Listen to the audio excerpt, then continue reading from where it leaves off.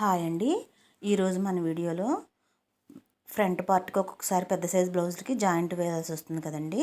అలా జాయింట్ వేయడం ఎలాగనేది ఈ వీడియో క్లియర్గా చూద్దామండి. ఇక్కడ జాయింట్ పడుతుందండి, అంటే సైడ్ జాయింట్స్ వేస్తాం కదా, ఆ కుట్లు సైడ్ వైపు జాయింట్ పీస్ అనేది పడుతుందండి. నీట్గా మనం ఎంత తక్కువ జాయింట్ పడేలా అంత వీలుగా నీట్గా బ్యాక్ పార్ట్ని క్రాస్గా ఈ విధంగా అయితే సర్దుకోవాలి.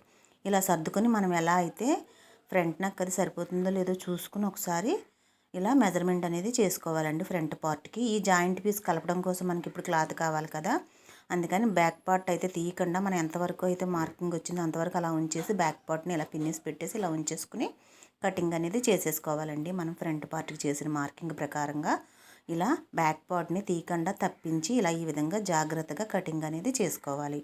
ఇలా సైడ్ జాయింట్ వైపు క్రాస్గా ఒక హాఫ్ ఇంచ్ ఎగస్ట్రా ఈ విధంగా మనకి ఎంతవరకు పీస్ వచ్చిందో అంతవరకు ఈ విధంగా అనేది కటింగ్ చేసుకోవాలి. అలాగే ఫ్రంట్ పొడవది కూడా సేమ్ ఎలా అయితే మార్క్ చేసామో అదే విధంగా బ్యాక్ పార్ట్ని తప్పించి ఇలా కటింగ్ అనేది చేసుకోవాలి. జాయింట్ వేసే వరకు కూడా బ్యాక్ పార్ట్ అనేది తీయొద్దండి.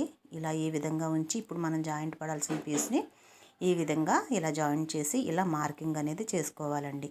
ఇలా మనకి బ్యాక్ పొడవు ఎంత ఉందో అంతవరకు మార్క్ చేసుకుని క్రాస్ బెల్ట్ పొడవు మనకి ఎంత కావాలో చూసుకుని అంతవరకు ఈ విధంగా మార్క్ అనేది చేసుకోవాలండి. ఇలా ఇప్పుడు పెద్ద సైజ్ బ్లౌజ్ కదండి, ఈ క్రాసు డాట్ ఎక్కువ కావాలి కాబట్టి 1.5 వరకు ఈ విధంగా క్రాస్గా మార్కింగ్ అనేది చేసుకోవాలి.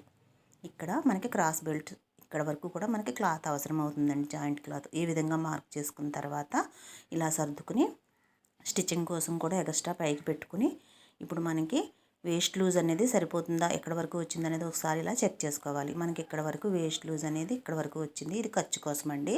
ఖర్చు కోసం తగ్గింది ఒక 1/2 ఇంచు 2 ఇంచులు లేదు, అందుకని ఒక 1/2 ఇంచు ఎక్స్ట్రా ఈ విధంగా లైన్ డ్రా చేసుకోవాలి.